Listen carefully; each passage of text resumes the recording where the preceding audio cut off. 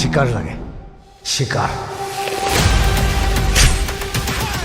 Finally Shikar মুভিখন cinema হলত release হ'ল। ফাৰ্ডাৰ ডিছকাশ্যনত যোৱাৰ আগতে চাই লওঁ আহক who are the star cast of the movie.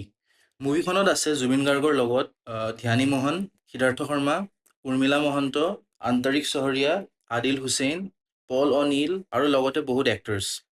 মুভিখন চালোঁ আৰু এটা কথাই ক'ম, it is a big no' for me. মুভিখন মোক ভাল নালাগিল। মুভিখনৰ থিমটো ঠিকে আছিলে, থিমটো ভালেই ষ্টাৰ্ট কৰিছিলে, কিন্তু এক্সিকিউশ্যনটো প্ৰপাৰ নহ'ল। ষ্টৰিটো বেচিকেলি চিম্পল ষ্টৰি হয়। ট্ৰেইলাৰটো চাই গমেই পাইছে it is a revenge story. ষ্টৰিটো ষ্টাৰ্টিং হয় শংকৰেৰে। তো শংকৰ বাগানৰ এজন ল'ৰা হয় আৰু অষ্টমী প্লেড বাই ধ্যানী মোহন শংকৰৰ লাভ ইণ্টাৰেষ্ট হয় আৰু সিদ্ধাৰ্থ শৰ্মা প্লেড বাই ৰাহুল শংকৰৰ বেষ্ট ফ্ৰেণ্ড হয়। তো তাহাঁত গোটেইসকল হ'ল বাগানৰ মানুহ। তাৰপিছত ইয়াতে আৰু দেখুওৱা যায় যে বাগানখন কণ্ট্ৰল কৰিছে চাহাবে লণ্ডনৰ পৰা। সেই চাহাবে অসমত এজন মেনেজাৰ ঠিক কৰি দিছে চোৱা চিতা কৰিবলৈ। আৰু চাহ বাগিচাখনৰ চাহাব অসমৰে মানুহ হয় কিন্তু থাকে লণ্ডনত।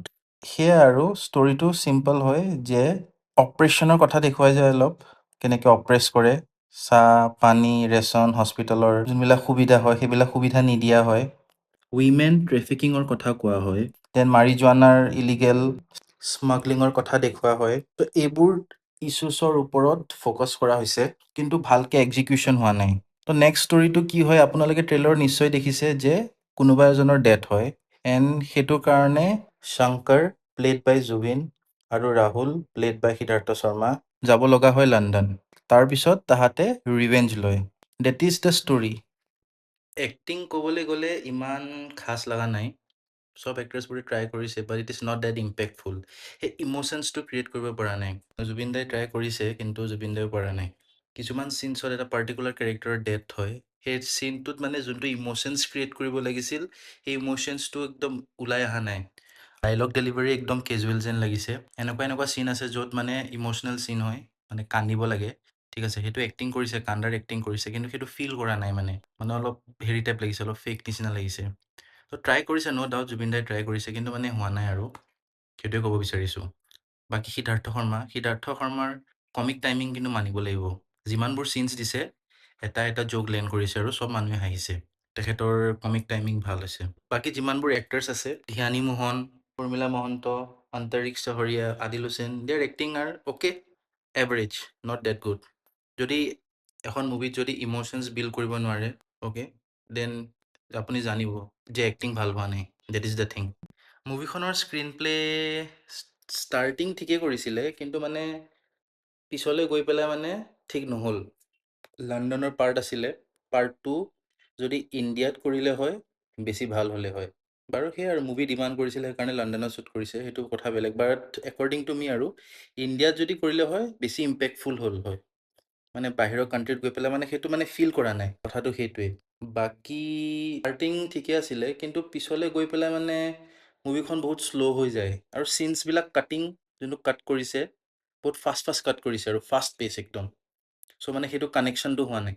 আৰু যোনখিনি লণ্ডনৰ চিন আছে সেই পাৰ্টখিনি বেছি ব'ৰ কৰিছে মোক।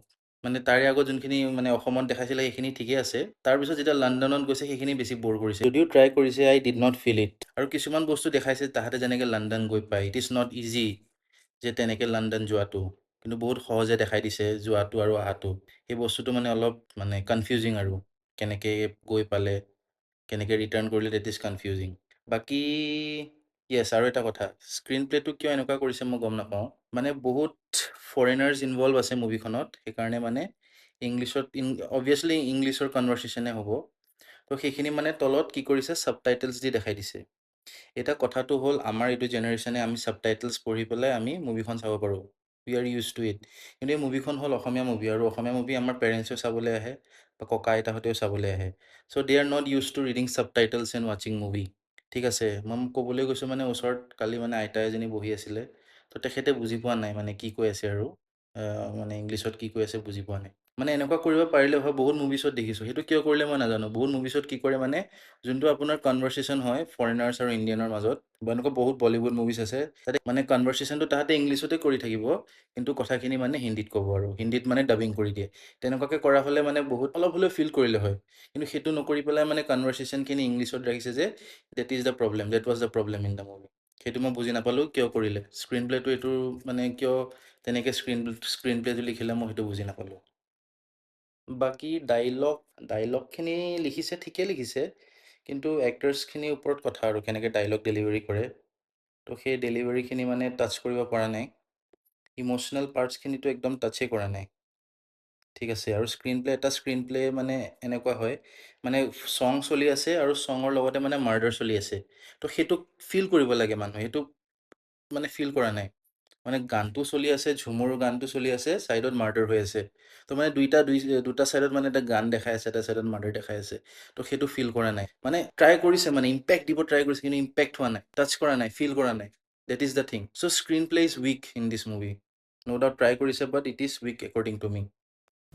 মুভিখনৰ চিনেমেট'গ্ৰাফী ঠিকে আছে। কিছুমান চিনছ মানে যোনটো জাম্প কৰিছে, এটা চিনৰ পৰা এইটো চিনলৈ জাম্প কৰিছে, সেইটো ঠিক লগা নাই। বাকী যেতিয়া কেৰেক্টাৰ এটাৰ ডেথ হয় তাৰপিছত যোনটো মানে ডাৰ্কনেছ যোনটো আহে, ঠিক আছে, সেইটো অলপ হ'লে ভাল লাগিছে, সেইটো অলপ ভাল দেখাইছে। বাকী কিছুমান চিনছ কিয় তেনেকৈ শ্বুট কৰিছে নাজানো, গ্ৰীণ স্ক্ৰীণত শ্বুট কৰিছে, লণ্ডনৰ চিন কিছুমান গ্ৰীণ স্ক্ৰীণত শ্বুট কৰিছে, সেইটো মই গম নাপালোঁ সেইটো কিয় কৰিলে, কাৰণ শ্বুটিংটোতো লণ্ডনতে হৈছে, সেই চিনখিনি কিয় গ্ৰীণ স্ক্ৰীণত কৰিছে সেইটো গম নাপাওঁ। দেখিলে মানে গম পোৱা যায় আৰু যে গ্ৰীণ স্ক্ৰীণত কৰিছে।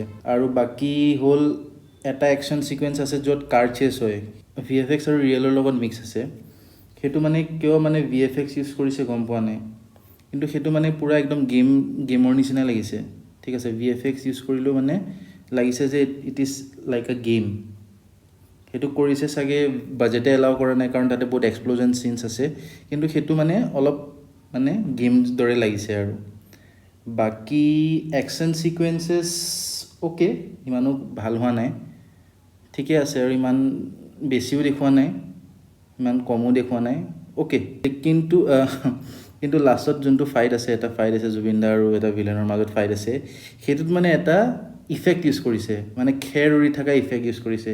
সেই ইফেক্টটো যে ইউজ কৰিছে লাগিছে যে কাইন মাষ্টাৰত এডিট কৰিছে, মানে এফালৰ পৰা সেইফালে মুভ কৰি থাকে খেৰ, সেই পাৰ্টিকুলাৰ চিনটোত সেই এফেক্টটো দিয়া হ'লেও হ'ল হয়।